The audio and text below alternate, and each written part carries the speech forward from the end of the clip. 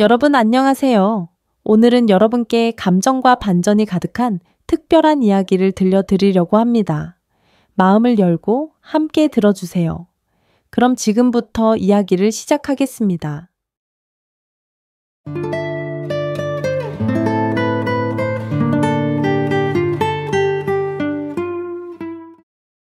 달빛이 창문을 타고 방 안으로 스며들었습니다. 최시마님은 잠을 이루지 못한 채 뒤척이고 있었습니다. 그녀의 머릿속에는 덕구의 모습이 끊임없이 떠올랐습니다. 이런 생각을 해서는 안 되는데. 마님은 한숨을 내쉬며 창가로 다가갔습니다. 마당에서는 덕구가 달빛 아래서 장작을 패고 있었습니다. 나이는 자신보다 많았지만 청년처럼 단단한 어깨와 팔뚝이 달빛에 은은히 빛나고 있었습니다.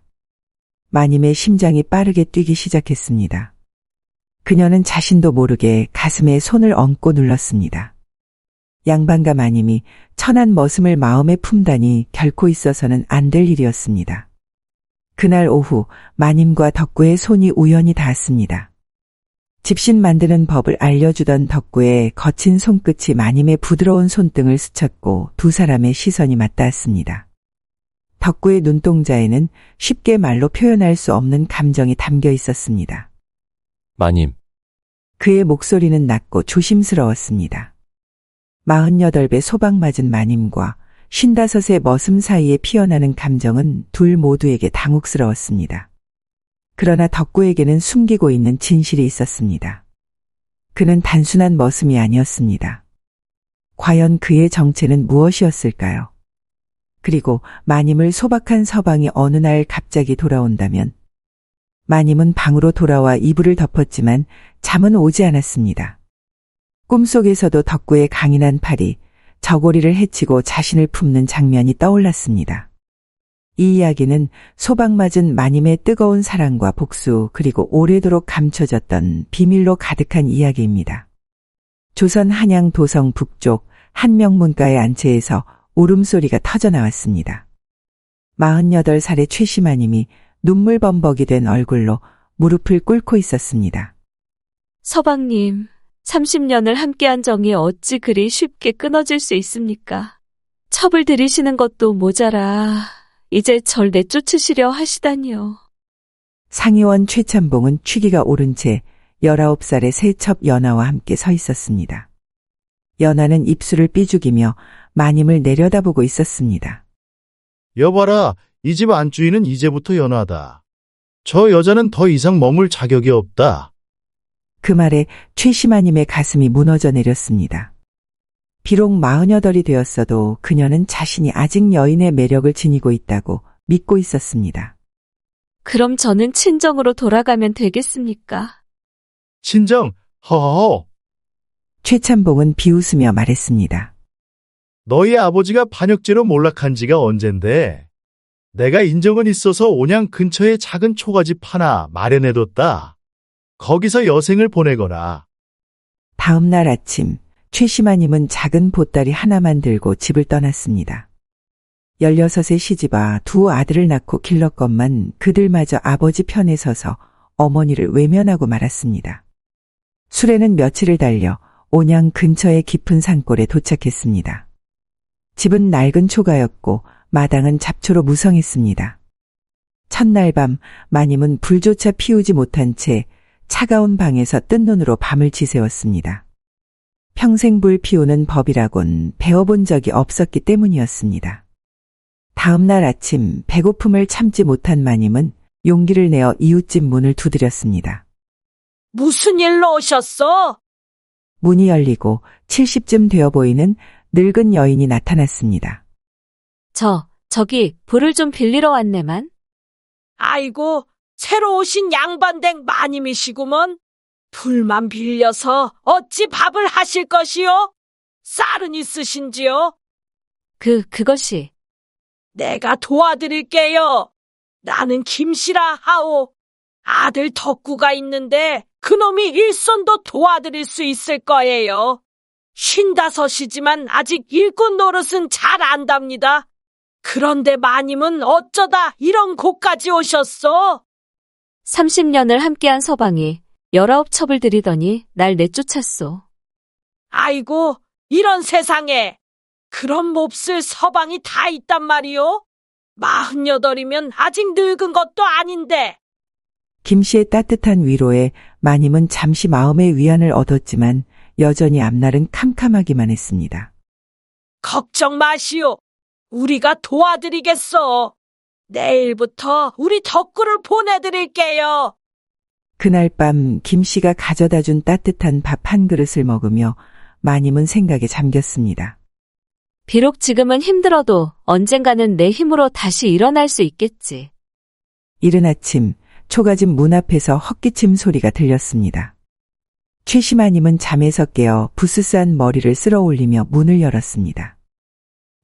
누구십니까? 문 앞에는 키가 훤칠하고 어깨가 떡 벌어진 사내가 서 있었습니다. 김 씨가 말하던 55 머슴치고는 10년은 젊어 보였으며 짙은 수염 너머로 웃음이 묻어난 얼굴은 투박하면서도 강인한 인상을 풍기고 있었습니다. 이웃집 덕구라고 합니다. 어머니 말씀으로 마님 도와드리러 왔습니다. 마님은 갑작스레 자신의 모습이 민망하게 느껴졌습니다. 흐트러진 머리, 구겨진 저고리. 서둘러 깃을 여미며 고개를 숙였습니다. 아, 김씨 어르신이 말씀하신 분이시군요. 그런데 이른 아침부터. 일은 새벽부터 시작해야 수월합니다. 마님께선 한양에서 오셨다 하니 시골 일엔 익숙지 않으실 테지요. 덕구의 말에 마님은 얼굴이 붉어졌습니다. 평생 양반댁 교수로 살아온 그녀에게 살림이란 그저 바느질과 자수뿐이었으니 불피우는 일조차 힘겹게 느껴졌던 것입니다. 그렇습니다. 도와주신다면 고맙겠네요. 덕구는 씩 웃으며 마당 안으로 들어섰습니다. 그의 크고 단단한 체구는 좁은 마당을 가득 채우는 듯했습니다. 우선 물부터 길어오겠습니다. 마님께선 아침상을 준비해 보시겠습니까? 아침상을 어떻게 하는지. 마님의 어색한 표정에 덕구는 웃으며 말했습니다. 아이고, 아무것도 모르시는구먼. 하나하나 차근차근 알려드리겠습니다. 그는 물동이를 들고 우물가로 향했고 마님은 그 넓은 등을 바라보다 말없이 속으로 중얼거렸습니다. 참으로 듬직한 사내로구나. 자, 불을 피우는 법부터 배우셔야 합니다. 덕구는 부엌에 쭈그리고 앉아 마른 나뭇가지와 집단을 준비했습니다. 마님도 그의 옆에 앉았고 좁은 부엌 안에서 두 사람의 어깨가 닿을 듯 말 듯 가까워졌습니다. 부싯돌로 불씨를 이렇게 일으켜서 짚으로 옮기면 됩니다. 덕구의 손은 거칠었지만 능숙했고 그 손길을 바라보는 마님의 시선에는 묘한 호기심이 담겨 있었습니다. 굵은 손가락, 뚜렷한 핏줄, 손끝 하나하나에서 삶의 무게와 강인함이 느껴졌습니다. 마님도 해보시죠. 마님은 서툰 손으로 부싯돌을 두드려 보았지만 불은 일지 않았습니다. 그러자 덕구가 마님의 손을 조심스레 감싸며 말했습니다. 이렇게 하셔야 합니다. 그의 손이 마님의 손을 덮는 순간 따뜻한 온기가 그대로 전해졌고 마님의 심장이 요동쳤습니다. 두 사람의 손이 함께 움직이자 불씨가 반짝이며 튀었습니다. 어머나. 마님은 놀라 뒤로 물러섰고 그만 덕구의 단단한 가슴에 등이 닿고 말았습니다. 순간 모든 움직임이 멈춘 듯 정적이 흐른 순간이었습니다. 죄송합니다. 황급히 몸을 떼고 자세를 바로잡은 마님은 얼굴이 붉게 달아올랐고 덕구는 헛기침을 하며 시선을 피했습니다. 이번엔 쌀 씻는 법을 알려드리겠습니다. 덕구는 능숙하게 부엌 일을 설명했고 마님은 그의 말 한마디, 동작 하나하나에 집중했습니다. 그가 국을 저을 때마다 팔의 근육이 움직이는 것이 눈에 들어왔고 마님은 자신도 모르게 숨을 삼켰습니다. 마님, 간을 한번 보시겠습니까? 덕구가 건넨 숟가락에 국물을 떠서 맛보던 마님은 그만 뜨거운 국물에 혀를 대고 말았습니다. 아야. 조심하셔야지요. 뜨거운 건 후후 풀어야 합니다. 덕구는 걱정스러운 눈으로 마님의 입술을 바라보았습니다. 붉게 부어오른 입술을 본 그는 서랍에서 약초 연고를 꺼냈습니다. 잠시만요. 약을 좀 발라드리겠습니다. 덕구는 손가락에 약을 덜어 조심스럽게 마님의 입술에 발랐습니다. 그 순간 두 사람의 시선이 마주쳤습니다. 마님의 심장이 또다시 크게 뛰었습니다. 오랜 세월 누군가로부터 관심이나 애정을 받아본 적 없었던 그녀에게 덕구의 손길은 너무도 다정하고 따뜻했습니다. 고맙습니다. 마님의 목소리는 조금 떨렸습니다. 입술 끝에 남은 따뜻한 감촉이 오래도록 가슴에 남았습니다. 부어가는 정적에 휩싸였고 창밖에서 들려오는 새소리만이 그 고요를 깼습니다. 이후에도 덕구는 빨래하는 법, 물 깃는 법 등 시골살이에 필요한 것들을 마님에게 차근차근 가르쳐 주었습니다. 개울가에서의 빨래는 처음 해보는 일이었기에 마님은 금세 팔이 아파 방망이를 내려놓고 말았습니다. 너무 힘드네요. 이런 일을 어찌 다 하란 말입니까? 마님, 처음엔 누구나 힘듭니다. 하지만 금방 익숙해지실 거예요. 덕구는 담담하게 웃으며 물속에서 젖은 빨래를 들어 올렸습니다. 그의 말은 투박했지만 진심이 담겨 있었습니다. 그리고 그날 서로의 거리감은 조금 더 가까워졌습니다.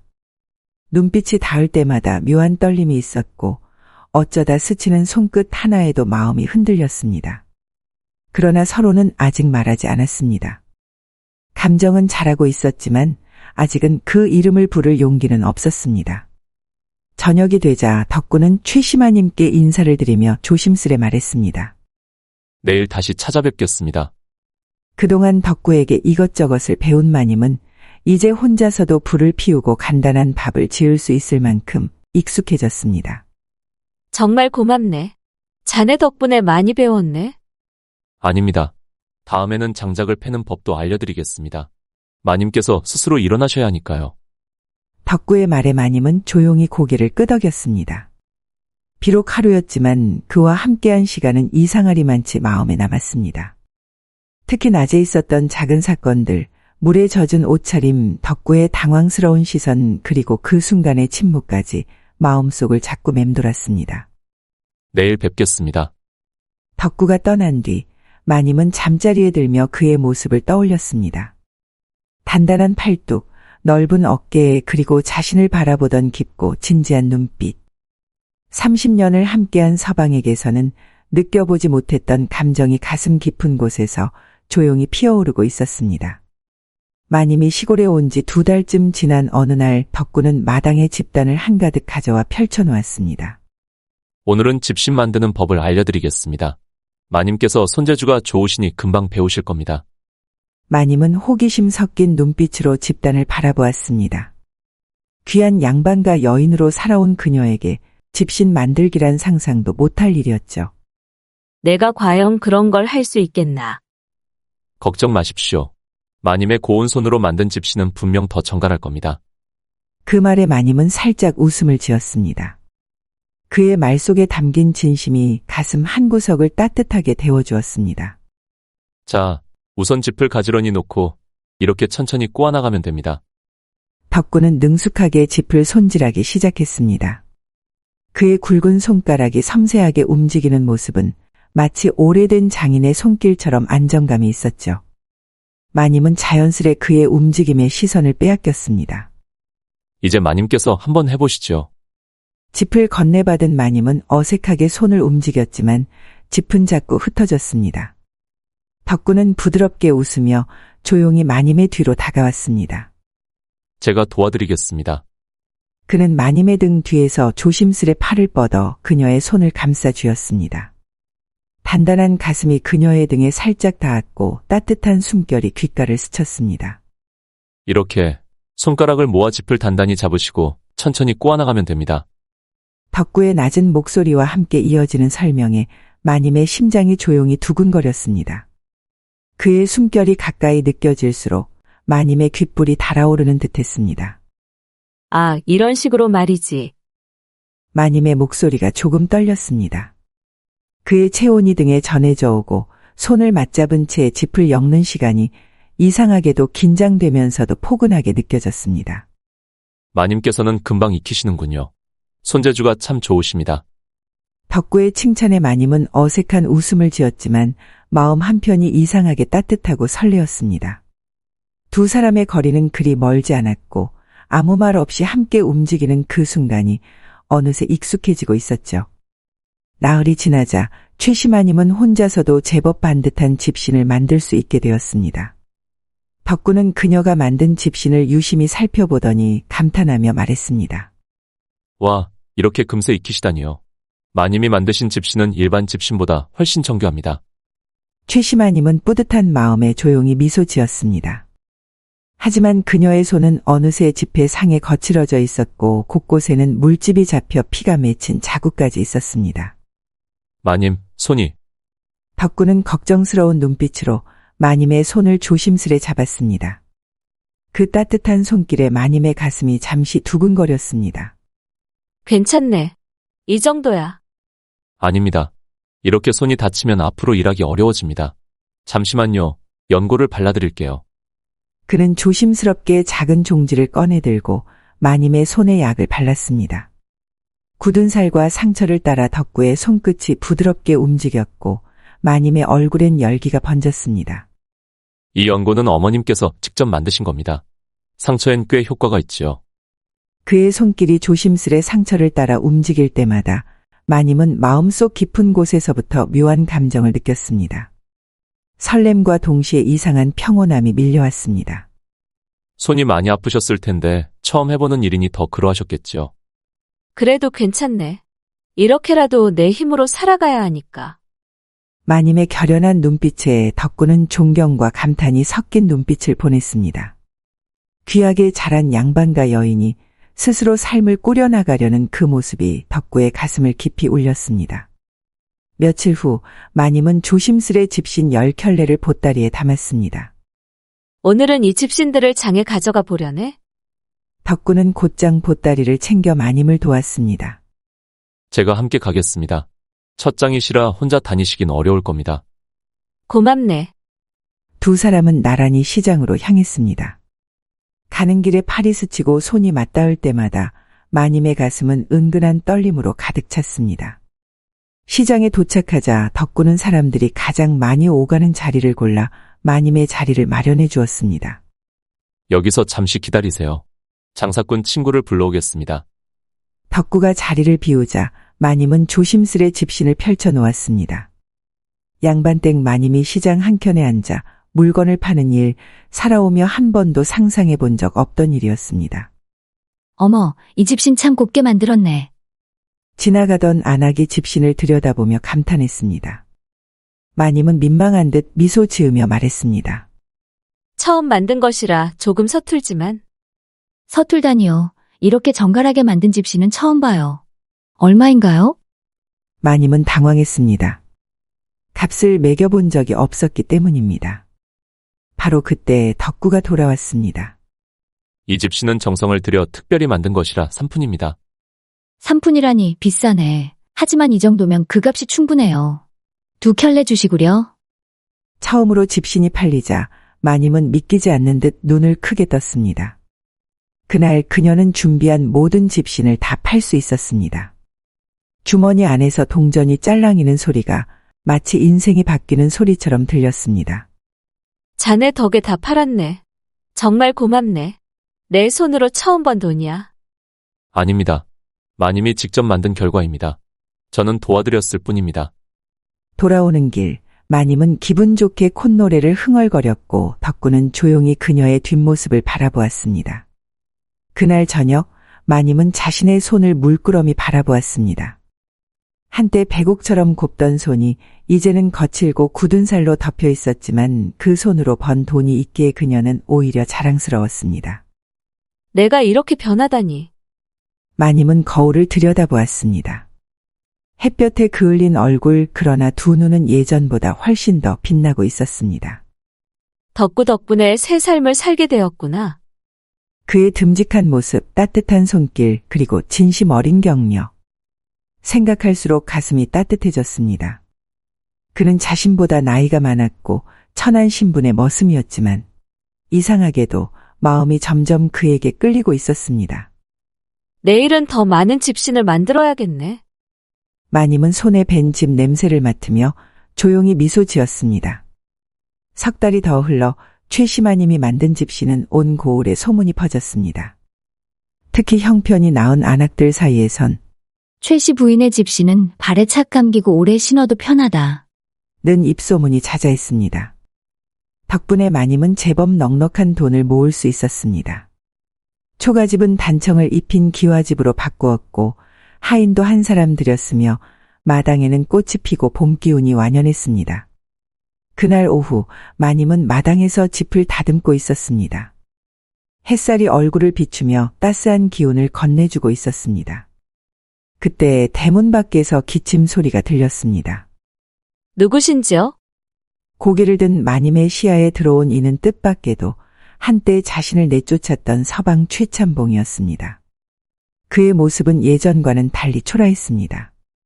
낡은 비단 옷에 피곤한 얼굴, 과거의 위험은 어디에도 없었습니다. 부인, 오랜만이요. 마님은 놀라 자리에서 일어섰습니다. 잠시 시간이 멈춘 듯 말문이 막혔습니다. 한때 깊이 사랑했고 또 깊이 상처받았던 사람이 집 앞에 다시 나타나다니. 서방님, 어쩐 일로? 들어가도 되겠소? 마님은 말없이 고개를 끄덕였습니다. 최참봉은 조심스럽게 마당 안으로 들어섰습니다. 그의 눈빛은 예전과 달리 비굴하고 힘이 없었습니다. 마님의 소문이 자자하더군. 집신으로 큰 부자가 되었다고. 그런 이야기가 한양까지 퍼졌나 보군요.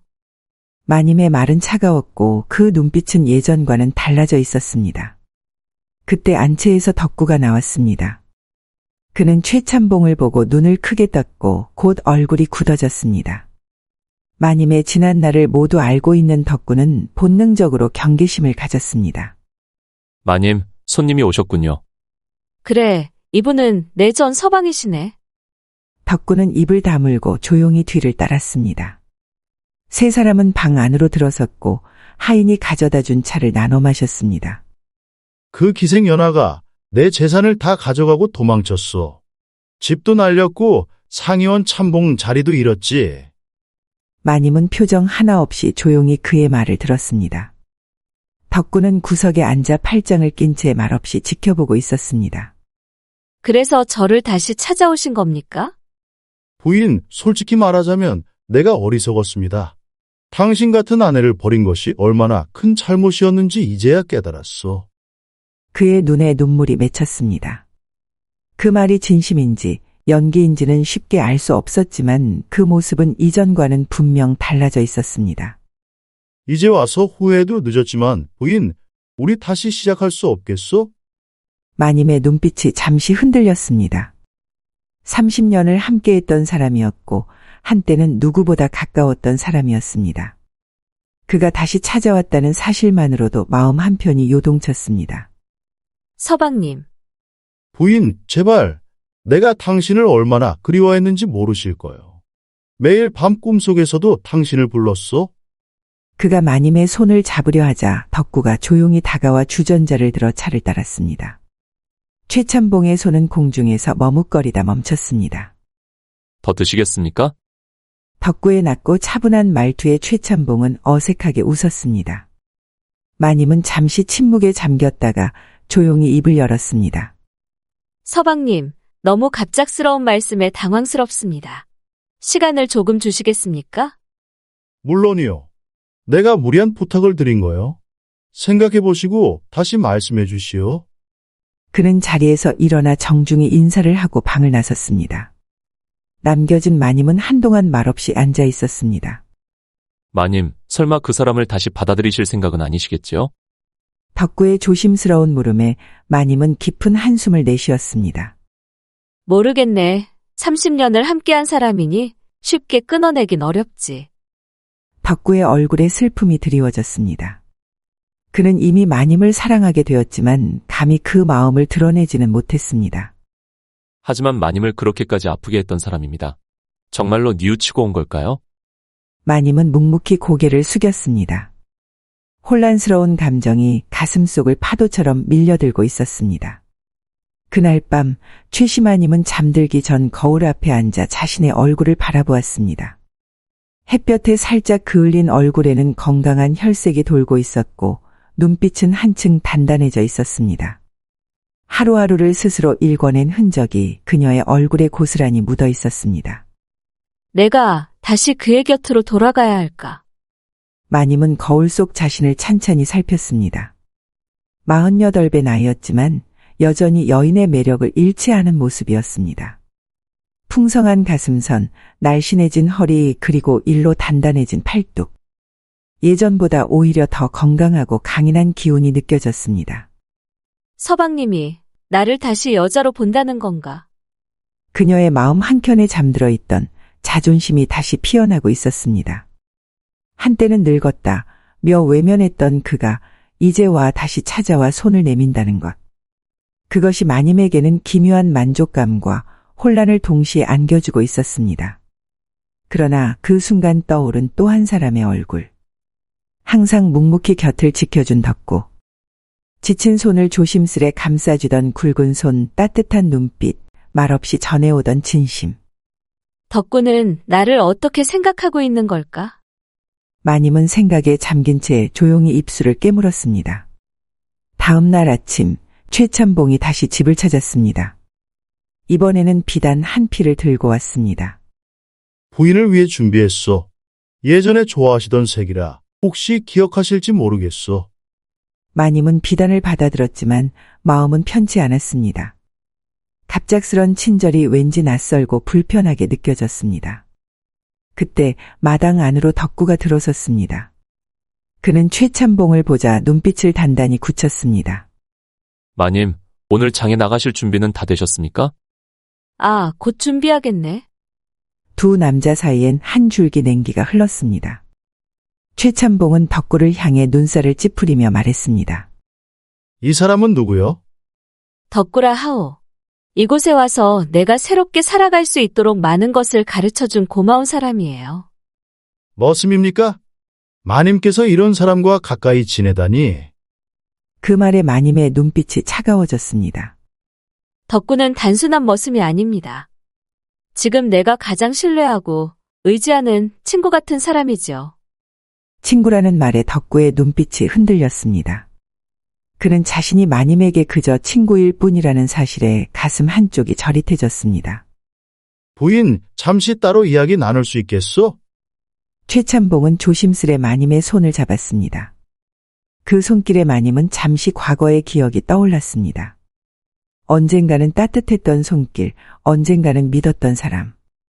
그 모습을 지켜보던 덕구는 주먹을 꽉 쥐었습니다. 질투와 불안이 가슴 깊이 밀려왔습니다. 마님, 이러다 장에 늦겠습니다. 덕구의 말에 마님은 살며시 손을 빼냈습니다. 최참봉은 못마땅한 얼굴로 물러났습니다. 서방님, 오늘은 이만 실례하겠습니다. 장에 다녀와야 해서요. 알겠소. 내일 다시 찾아오겠소. 장터로 향하는 길, 두 사람 사이에는 묘한 침묵이 흘렀습니다. 길을 걷던 덕구가 조용히 물었습니다. 마님, 정말로 그분을 다시 받아들일 생각이신가요? 그의 목소리엔 슬픔이 배어 있었습니다. 마님은 긴 숨을 내쉬며 고개를 숙였습니다. 모르겠네. 마음이 흔들리는 건 사실이야. 30년을 함께했던 정이 쉽게 지워지질 않네. 덕구는 말없이 고개를 끄덕였고 더는 아무 말도 하지 않았습니다. 며칠이 흘렀습니다. 최참봉은 날마다 최심아님의 집을 찾아왔습니다. 매번 작은 선물 하나씩을 들고 오며 그녀의 마음을 돌리려 했습니다. 마님의 마음도 조금씩 흔들리기 시작했습니다. 오랜 세월 함께했던 정이 그리 쉽게 사라지지는 않았던 것입니다. 그 모습을 지켜보는 덕구의 마음은 속이 타들어가는 듯했습니다. 그날 저녁 덕구는 어머니 김씨와 마당에서 속을 터놓았습니다. 어머니, 이대로 두면 마님께서 그 최참봉한테 다시 마음을 주실지도 모릅니다. 그놈이 뭐가 좋다고 그러시겠니? 예전에 내쫓을 땐 언제고 이제 와서 찾다니. 제 생각엔 마님의 재산을 노리고 있는 것 같습니다. 전에 몰래 들어보니 돈을 좀 빌려달라는 이야기도 했습니다. 김 씨는 깊은 한숨을 내쉬었습니다. 그녀 또한 속으로는 마님과 덕구가 함께하길 바라고 있었습니다. 그럼 어쩔 셈이냐? 어떻게든 그 사람의 속마음을 마님께서 직접 들으실 수 있도록 해야겠습니다. 다음 날 아침 덕구는 마당에서 나무를 패고 있었습니다.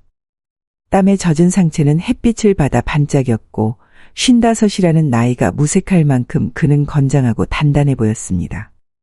최시마님은 담 너머로 그 모습을 조용히 바라보다가 움직이는 굵은 팔뚝과 드러나는 힘줄에 자신도 모르게 가슴이 두근거렸습니다. 순간 스스로 그런 생각을 한다는 사실에 얼굴이 화끈 달아오른 마님은 고개를 급히 돌렸습니다. 바로 그때 최참봉이 대문을 열고 들어섰습니다.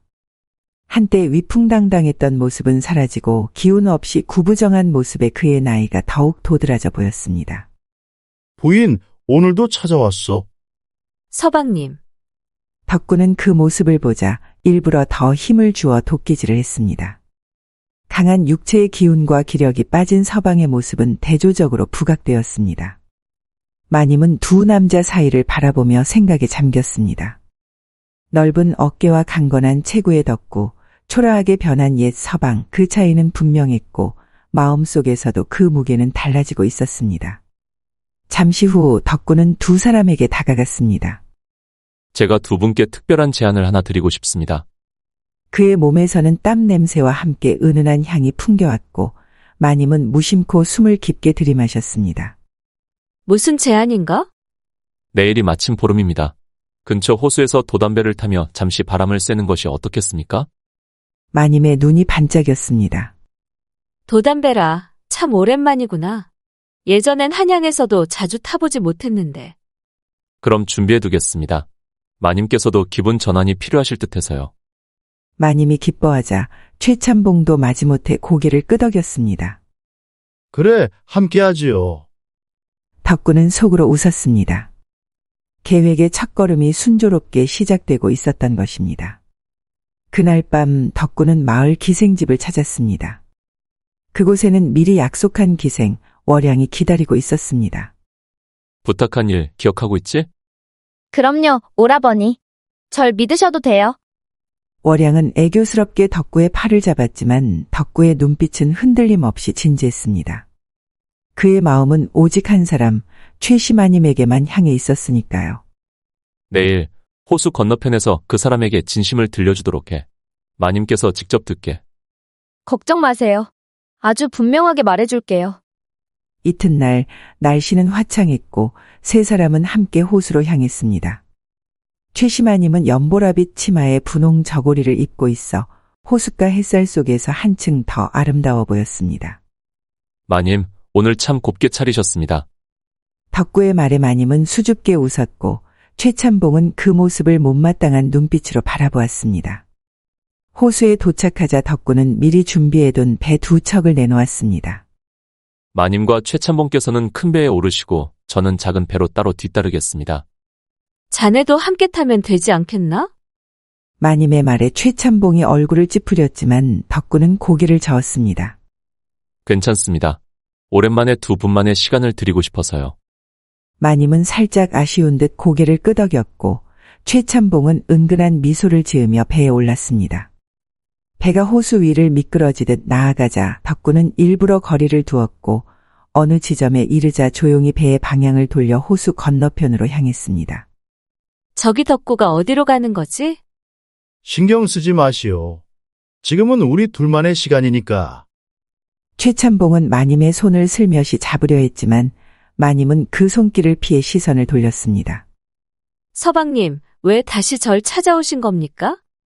최참봉은 잠시 말을 고르다 애틋한 눈빛을 지으며 말했습니다. 당연히 부인이 그리웠기 때문이지요. 내가 얼마나 어리석었는지 조강지처를 버리고 젊은 기생에게 홀려 살다니. 그 순간 호수 건너편에서 덕구와 월양의 대화가 들려왔습니다. 월양은 일부러 목소리를 높였습니다. 덕구 오라버니, 그 양반이 마님의 재산을 노리고 있다며? 그래, 내가 들었지. 돈을 빌려 도망칠 계획이라고. 그 말은 바람을 타고 호수 위를 건너왔고 마님의 얼굴이 급격히 굳어졌습니다. 서방님, 이게 무슨 말씀이십니까? 마님, 그건 전혀 사실이 아닙니다. 최참봉은 당황해 말문이 막혔고 얼굴에는 식은땀이 맺혔습니다. 그때 갑자기 바람이 불며 그의 갓이 날아갔고 갓을 잡으려던 그는 균형을 잃고 물에 빠지고 말았습니다. 으악, 살려주시오. 물에 허우적대는 모습은 더없이 초라했고 곧장 덕구가 배를 저어 그를 구했습니다. 흠뻑 젖은 최참봉은 덕구의 배에 올라탔습니다. 젖은 옷에 드러난 마른 몸과 잔뜩 쪼그라든 어깨, 반면 덕구는 젖은 옷 위로 드러난 단단한 근육이 강인한 인상을 남겼습니다. 괜찮으십니까, 참봉어른? 덕구의 조용한 말에 최참봉은 더욱 풀이 죽은 표정이 되었습니다. 마님은 배 안에서 두 사람의 모습을 번갈아 바라보았습니다. 기운 빠진 옛 서방, 그리고 묵묵히 사람을 살피고 품을 줄 아는 사내. 그리고 최시마님은 조용히 입을 열었습니다. 서방님, 이제 그만 돌아가시지요. 더는 절 찾아오지 마세요. 그 말에 최참봉은 아무 말도 하지 못했습니다. 덕구의 계획은 그렇게 조용히 결실을 맺고 있었습니다. 도담배 사건 이후 최참봉은 사흘 동안 모습을 보이지 않았습니다. 마님은 그동안 많은 생각을 했습니다. 덕구의 계략을 통해 서방의 진짜 속마음을 확인했지만 30년의 세월이란 결코 쉽게 잊히는 것이 아니었기 때문이었습니다. 그러던 넷째 날 저녁, 술에 취한 최참봉이 마님의 집을 찾아왔습니다. 붉게 충혈된 눈, 불안정한 걸음걸이, 전보다 더 초라해진 모습이었습니다. 마님, 문 좀 열어주시오. 그의 고함에 마님은 깜짝 놀라 문을 열었고 그 뒤로 덕구가 걱정스러운 얼굴로 서 있었습니다.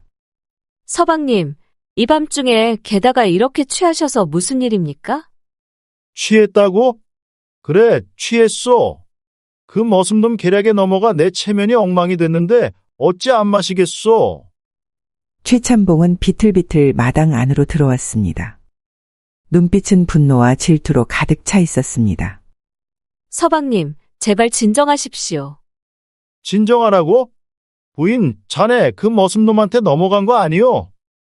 양반과 마님이 천한 머슴과 눈이 맞다니 이 얼마나 수치스러운 일이오. 마님의 얼굴이 창백하게 질렸고 덕구는 이를 악물며 참았습니다. 서방님, 무슨 말씀을 하시는 겁니까? 저와 덕구 사이엔 아무 일도 없습니다. 거짓말. 내가 모르겠소. 부인이 그놈을 바라보는 눈빛을 내가 봤소. 최참봉은 마님에게 다가가 그녀의 어깨를 거칠게 붙잡았습니다. 서방님, 아픕니다. 솔직히 말해보시오. 그놈이 좋은 겁니까? 그 천한 머슴이 나보다 낫소. 마님은 말문이 막혔습니다. 이미 그녀의 마음속에는 덕구가 자리 잡고 있었지만 쉽게 인정할 수 없었습니다. 그건 그런 것이 아니오.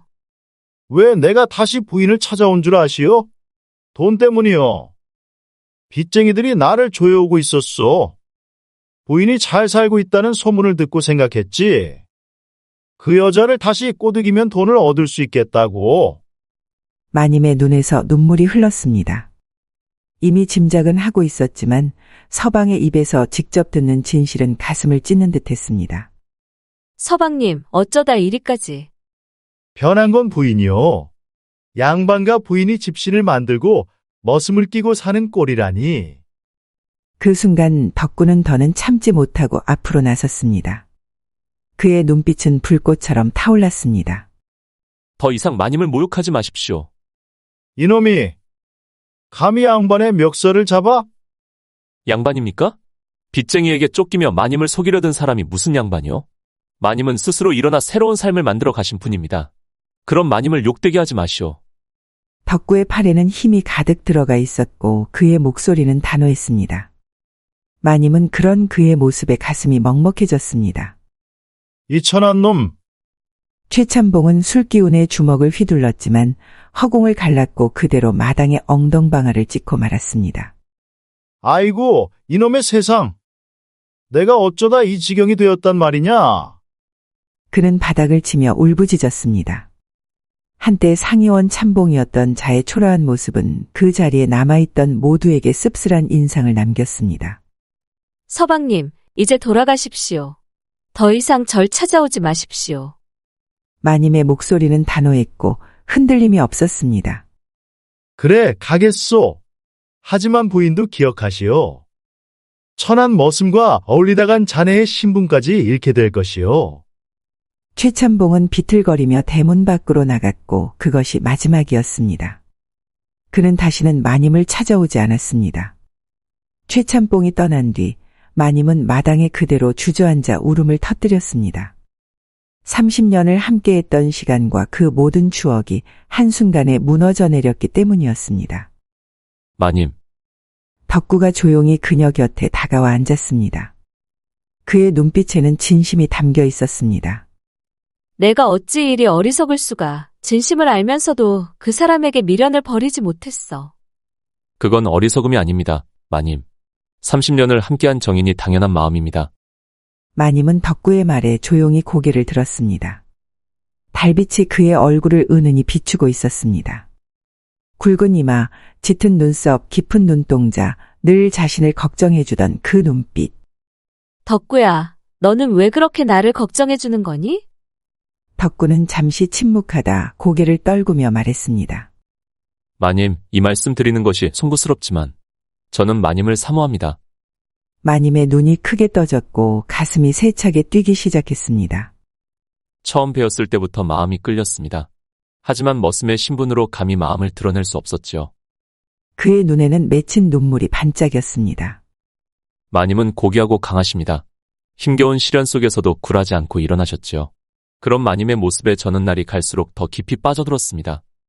마님의 눈에도 눈물이 고였습니다. 그의 고백 한마디, 한마디가 진심으로 다가왔습니다.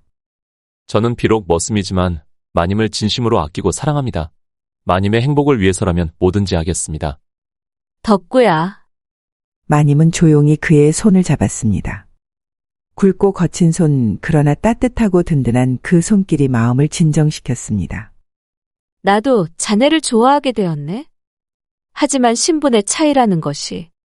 마님, 그건 이제 중요하지 않습니다. 마님은 이미 자신의 힘으로 새로운 삶을 만들어내셨습니다.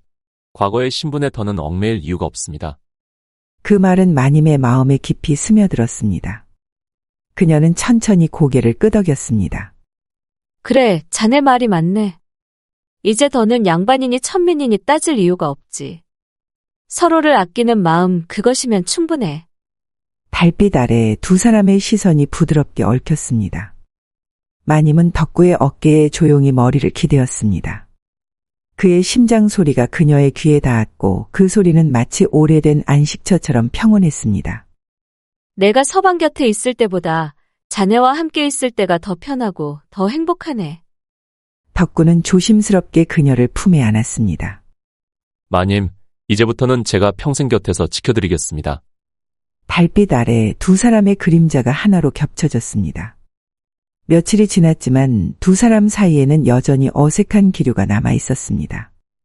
비록 마음을 나누었지만 양반과 머슴이라는 간극은 쉽게 허물 수 있는 것이 아니었죠. 그러던 어느 날 밤, 마당에서는 조용한 대화가 오갔습니다. 달빛 아래 덕구와 그의 어머니 김씨가 나란히 앉아 이야기를 나누고 있었습니다. 어머니, 이제는 말씀드려야 할 때가 온 것 같습니다. 저와 마님이 서로의 마음을 확인했으니. 그래, 때가 되었구나. 하지만 그 비밀을 마님께 드러내는 게 너의 마음을 가볍게 해줄까? 마님은 진실을 아실 권리가 있어요. 더 이상 마님 앞에서 거짓된 모습을 보이고 싶지 않습니다. 그 대화는 조용했지만 담장 너머로 흘러나갔습니다. 마침 마님은 잠이 오지 않아 정원을 거닐다 무심코 그 목소리를 듣게 되었습니다. 비밀? 덕구에게 무슨 비밀이 있는 걸까? 마님은 담장 가까이 다가가 귀를 기울였습니다. 내일 마님께 전부 말씀드리겠습니다. 이제는 숨길 수 없습니다. 그래, 아들아.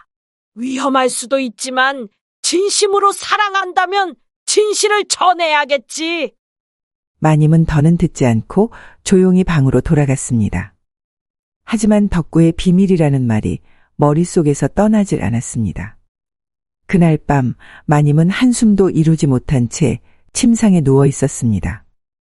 그의 정체가 무엇인지, 왜 위험할 수 있다는 것인지. 가슴은 불안과 설렘으로 가득 차 있었습니다. 다음 날 아침 덕구는 조용히 최시마님을 찾아와 말했습니다. 마님, 오늘 꼭 드려야 할 말씀이 있습니다. 부디 저녁에 어머니 댁으로 와주시겠습니까? 마님은 순간 불안한 예감에 사로잡혔습니다. 그가 혹시 이미 혼례한 사람은 아닐까, 혹은 무슨 죄를 짓고 도망쳐온 것은 아닐까. 그날 하루 종일 마음은 어수선하기만 했습니다. 저녁이 되자 마님은 조심스럽게 김 씨의 집을 찾았습니다. 문 앞에 서자 심장이 쿵쾅거렸고 손끝이 떨렸습니다. 들어오세요, 마님. 김 씨가 문을 열어주었고 마님은 조용히 방 안으로 들어섰습니다. 그곳엔 깔끔한 차림의 덕구가 앉아 있었습니다. 이상하게도 그날따라 그의 모습은 더 이상 머슴이 아닌 양반 도련님 같아 보였습니다. 마님, 자리에 앉아주십시오. 오늘은 제 모든 것을 말씀드리겠습니다. 마님은 말없이 자리에 앉았고 가슴은 떨림으로 가득했습니다. 사실 저는 머슴이 아닙니다. 그 말에 마님의 눈이 크게 떠졌습니다. 그럼 자네의 진짜 정체는? 제 이름은 김유빈입니다. 평안도 감사였던 김재현 대감의 아들이지요. 마님은 말문을 잃었습니다. 그 이름은 과거 궁중에서도 이름을 떨쳤던 고위 관직자였습니다. 전왕 시절에는 권세가 막강했으나 현왕이 즉위하며 영모에 연루돼 유배당했던 인물이죠. 하지만 자네는 어떻게 살아남았소? 아버지께서 유배되실 당시에 저도 함께 죽을 위기였죠. 어머니의 기지로 가까스로 목숨을 건졌습니다. 그때 옆에 있던 김 씨가 나직이 말을 이었습니다. 전 사실 덕구의 친어머니가 아닙니다. 원래는 도련님의 유모였지요. 도련님을 숨기기 위해 제 아들인 것처럼 꾸미고 이 마을까지 피신한 것입니다. 마님의 입에서 탄식이 흘러나왔습니다. 그래서였던 것입니다. 말투, 몸가짐, 눈빛 하나까지도 늘 어디선가 본 듯한 그 기품이. 그럼 55이라는 나이도. 실제 나이는 48입니다. 마님과 동갑이지요. 도망치기 위해 나이를 속였을 뿐입니다. 마님은 놀라움과 혼란이 뒤섞인 얼굴로 그를 바라보았습니다. 건장한 체구, 굵은 팔뚝, 단단한 몸. 어쩐지 머슴이라기엔 너무도 많은 것이 다르다 생각했더랬습니다. 그런데 그런 집안의 자제가 어찌 이 먼 시골에서 머슴 행세를. 신분을 드러냈다간 위험했기 때문입니다. 지금도 제 존재를 기억하는 이들이 있을 수 있지요.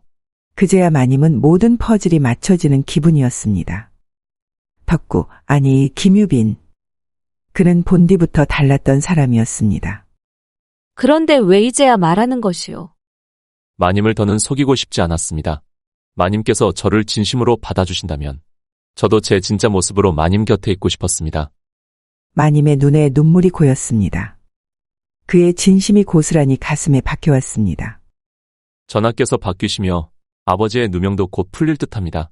곧 사면을 받고 돌아오실 수 있을 겁니다. 옆에서 듣고 있던 유모 김 씨도 조용히 눈물을 훔쳤습니다. 오랜 세월 품어온 비밀이 마침내 풀리는 순간이었습니다. 그럼 자네는 다시 양반의 자리에 오르게 되는 것이오. 마님의 목소리가 떨렸습니다. 그가 다시 양반이 된다면 자신 같은 소박맞은 여인은 그의 곁에 설 자격이 있을까? 불안이 밀려왔습니다. 네. 하지만 그건 마님과 함께하고 싶기 때문입니다. 김유빈은 조심스럽게 마님의 손을 잡았습니다. 그의 손길은 예전처럼 따뜻했습니다. 저는 양반이 되어 마님께 당당히 청원드리고 싶습니다. 이제 더는 머슴과 양반이 아니라 서로를 있는 그대로 마주한 사이로. 마님의 얼굴에 붉은 기운이 번졌습니다. 심장은 더욱 빠르게 뛰었습니다. 하지만 나는 소박맞은 여인인데 그래도 괜찮겠소? 그건 마님의 잘못이 아니지요. 그 모든 시련 속에서도 스스로의 힘으로 삶을 일구신 마님. 그 모습이 저를 더욱 존경하게 만들었고 사랑하게 만들었습니다. 더는 참지 못한 마님은 그의 품에 안겼습니다. 단단한 가슴에 얼굴을 묻자 이상하리만큼 마음이 놓였습니다. 내 진짜 모습을 아시고도 여전히 받아주시겠습니까? 김유빈의 조용한 물음에 마님은 고개를 들었습니다. 그의 깊고 진실된 눈동자 안에서 따뜻한 온기가 전해졌습니다. 머슴이든 양반이든 자네는 자네일 뿐이요. 내 마음은 변하지 않소. 그의 눈에도 눈물이 맺혔고 그는 그녀를 더 꼭 끌어안았습니다. 이제 나를 마님이라 부르지 마시오. 부인이라 불러주시오. 김유빈은 미소를 머금고 조용히 속삭였습니다. 부인, 사랑하오. 달빛이 두 사람을 부드럽게 비추고 있었습니다. 유모 김 씨는 문 너머에서 조용히 그 장면을 지켜보다 오랫동안 숨겨왔던 비밀이 드디어 결실을 맺은 것에 조용히 눈시울을 적셨습니다. 며칠이 지나고 조정에는 큰 변화가 일어났습니다. 새 임금이 즉위하며 억울하게 유배되었던 신하들이 하나둘 사면을 받게 되었고 김유빈의 아버지 김재현 대감 역시 고향으로 돌아온다는 소식이 전해졌습니다. 마을은 그 소식으로 들썩였습니다. 오랫동안 머슴으로 지내던 이가 사실은 벼슬가의 자제였다는 이야기에 모두 놀라워했습니다. 어느 날 김유빈은 조용히 마님의 손을 잡고 말했습니다. 이제 정식으로 청혼을 드려도 되겠습니까, 부인? 그의 눈빛은 더없이 깊고 진지했습니다. 그대의 아버님께서 돌아오신다는데 소방맞은 여인을 과연 며느리로 받아주시려 하실까요? 마님의 얼굴엔 걱정이 어렸습니다. 두 사람의 사랑은 확실했지만 시댁의 반대는 또 다른 벽일 수 있었습니다. 걱정하지 마세요. 아버님은 넓은 마음을 가진 분이십니다. 무엇보다 저는 그 누구보다 부인을 지킬 것입니다. 목숨을 걸고라도.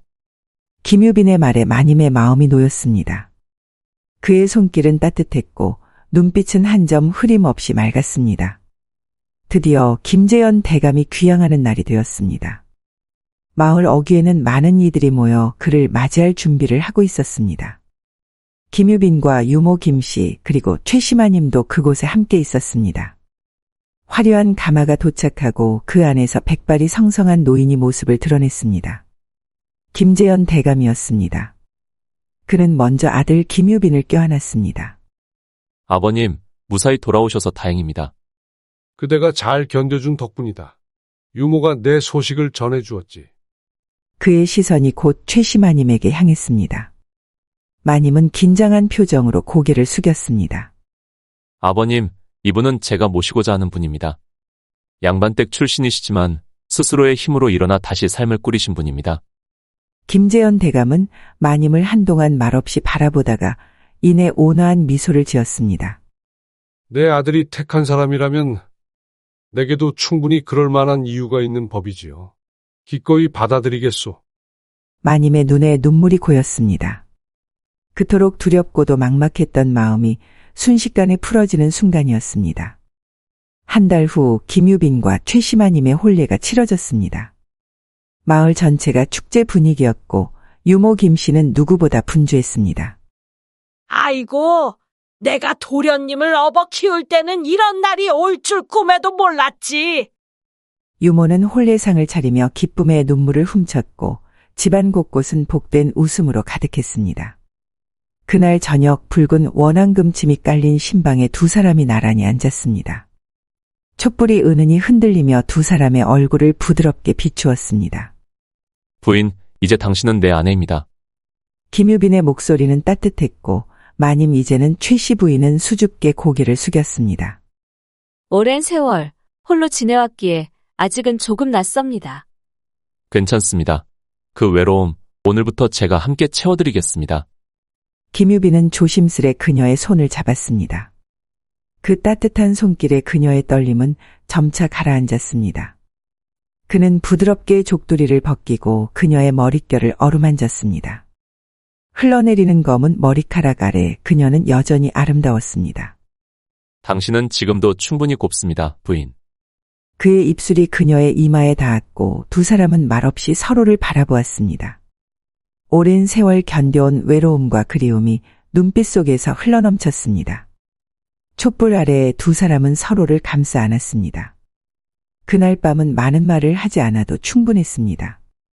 마음이 먼저 하나 되었던 그들은 조용히 몸을 기댄 채 긴 시간을 함께 품었습니다. 그로부터 1년이 지났습니다. 김유빈과 최씨 부인은 평안도에 집을 마련하고 조용하고 단란한 삶을 살아가고 있었습니다. 마님의 집신 장사는 여전히 번창하여 전국 각지에서 주문이 밀려들었습니다. 김재현 대감은 조정에 복귀하여 더 높은 벼슬을 얻었고 유모 김씨는 평온한 노후를 보내고 있었습니다. 여보, 아버님께서 오늘 저녁에 오신다고 하셨어요. 최씨 부인이 김유빈의 허리를 가볍게 안았습니다. 그녀의 얼굴엔 미소가 번져 있었습니다. 그래요? 그럼 좋은 음식을 준비해야겠군요. 김유빈은 부드럽게 그녀의 이마에 입맞춤을 했고 손은 자연스레 그녀의 배 위로 옮겨졌습니다. 이제 그녀의 배는 살짝 부풀어 있었습니다. 우리 아이가 아버님을 뵙게 되는군요. 네, 아버님께서 손주를 얼마나 기다리셨는지 몰라요. 두 사람은 눈을 마주보며 웃었습니다. 한때 소박맞고 모든 것을 잃었던 여인은 이제 누구보다 큰 사랑과 가정을 얻은 여인이 되어 있었습니다. 여보, 내가 이렇게까지 행복해질 줄은 몰랐어요. 그건 전부 당신 덕입니다. 상처를 견디고 스스로 일어나 준 당신이 아니었다면 우리는 만나지도 못했을 겁니다. 김유빈은 그녀를 꼭 안았습니다. 그들의 사랑은 시간과 세월을 지나 더욱 깊어졌고 더 단단해졌습니다. 저녁 햇살이 두 사람을 부드럽게 감쌌습니다. 소박맞은 마님과 머슴 행세를 하던 양반의 운명적인 만남. 그리고 그들이 함께 만들어낸 사랑의 결실.